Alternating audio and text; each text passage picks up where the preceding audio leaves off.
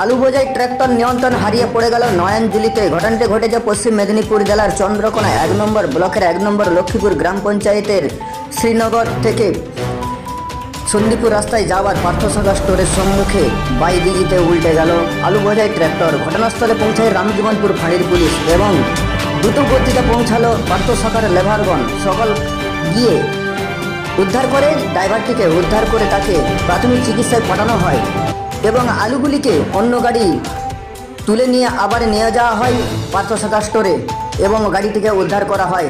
ড্রাইভারের তেমন কিছু হয়েছে বলে বোঝা যায়নি এবং চিকিৎসাধীন রয়েছে তিনি। আরও জানা যায় যে ধাক্কা লাগার একদম পড়ে যায়, নয়নজুলিতে পড়ে যাওয়ার সাথে সাথে ড্রাইভার পড়ে গেল নিচে, বেঁচে গেল ড্রাইভারের প্রাণ। দেখুন বিস্তারিত খবরে।